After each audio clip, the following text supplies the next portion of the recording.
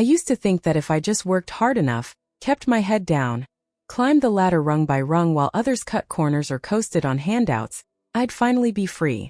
Free of the judgment, the guilt-tripping, the endless comparisons.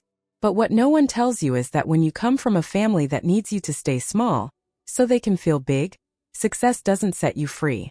It becomes your crime. My name is Elliot, and I'm 32 years old. I grew up in a middle-class household in suburban Ohio, the kind of neighborhood where everyone knew everyone's business and parents measured their worth by the accomplishments of their children. Except in my family, accomplishments was a word that only ever applied to one person, and it wasn't me. It was my younger brother, Casey. Casey was the golden child from the moment he was born. 2 years younger, perpetually charming, and blessed with the kind of effortless charisma that made teachers forgive late assignments and coaches overlook missed practices. My parents adored him in a way that felt almost religious. He was their miracle, their proof that they'd done something right. Me? I was the rough draft. The practice run. The one who existed so they could figure out what kind of parents they wanted to be for their real child. I don't say this with bitterness. Or at least I didn't used to. For most of my life I accepted the hierarchy as simply the way things were. Casey got the bigger bedroom. Casey got the newer car when he turned 16. Casey's baseball games were family events. My academic decathlon competitions were something I drove myself to. I learned early on that love in my family was a finite resource, and Casey had already claimed the lion's share. So I stopped competing for it. I poured everything into the one thing no one could take from me, my work. I studied relentlessly through high school. I earned a full scholarship to a state university, while Casey squeaked through community college on my parents' dime. I graduated summa cum laude, landed a position at a mid-tier consulting firm, and over the next 8 years I climbed. I climbed with the kind of desperate, quiet fury that only children who were never enough understand. By 30 I was a senior director. By 31, I was headhunted by one of the top firms in Chicago. They offered me a package that made my hands shake when I read the numbers. A corner office. An executive title. A salary that was more than my parents had ever earned combined in a single year. I moved to Chicago, bought a sleek condo overlooking the lake, and for the first time in my life I allowed myself to feel proud. I made the mistake of sharing that pride. It was Thanksgiving when I told my family about the promotion. We were gathered around the dining table at my parents' house, and I thought, foolishly, that this was the moment everything would change. That they'd finally see me. That my mother would reach across the table and squeeze my hand and say, "We always knew you'd do something incredible." That my father would nod with that stoic approval I'd spent my entire life chasing. Instead there was silence. My mother glanced at Casey, who was pushing mashed potatoes around his plate with the sullen energy of a teenager, even though he was 28. My father cleared his throat and changed the subject to the Bears game. That night, as I was loading my suitcase into my rental car, my mother came outside. She didn't congratulate me. She said, "You know, you could have been a little more sensitive in there. Casey's been having a hard time."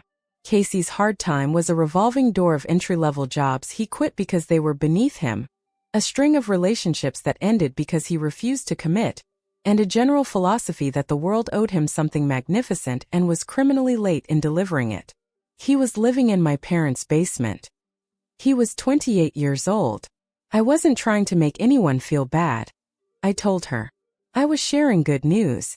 "Well," she said, pulling her cardigan tighter, "sometimes good news for one person is hard news for another. You should think about that." I drove to the airport with a knot in my chest that didn't untangle for weeks. But the real blow came 4 months later. It was a Tuesday evening. I had just closed a major deal, the kind that would be written about in industry publications, the kind that put my name on the map in a permanent way. My phone rang and I saw Mom and Dad on the screen. For one reckless, hope-drunk moment, I thought maybe someone in the family had seen the news. Maybe they were calling to say they were proud. My mother's voice was strained. My father was on the extension, a rare occurrence that immediately told me this was a coordinated conversation. They had planned this. "Elliot, we need to talk to you about Casey," my mother began. "Of course. He's been really struggling," she continued. "He's been seeing a therapist, and the therapist says that a lot of his depression and anxiety stems from feeling like he can never measure up. He compares himself to you constantly, and it's destroying him. I sat down on my couch, staring at the city lights reflected on the lake. I'm sorry to hear that, I said carefully, but I'm not sure what that has to do with me. It has everything to do with you, my father said, his voice carrying that familiar edge of accusation.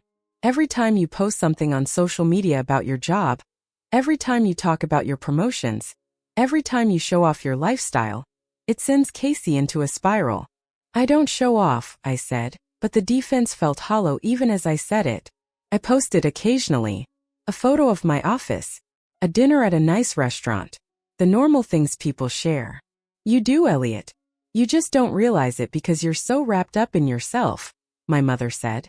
We've been talking, and we think it would really help Casey if you stepped back a little. Stepped back from what? From all of it. The posting, the bragging, the career stuff.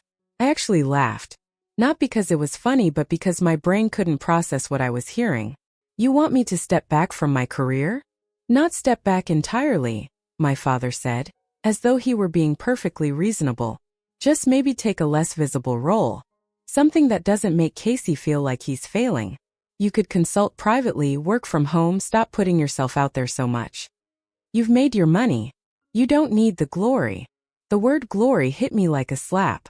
As if everything I had worked for, every late night, every sacrifice, every holiday I spent alone in an office while they gathered around the table without me, was just some ego trip. Some vanity project. Let me get this straight, I said, my voice dangerously calm. You're asking me to downplay my career, dim my success, and essentially make myself smaller so that Casey doesn't have to confront the fact that he's not willing to put in the work. That's not fair, my mother snapped. Casey has challenges you don't understand. What challenges? He's healthy. He's intelligent. He had every advantage I had and more. He had your support. He had your attention.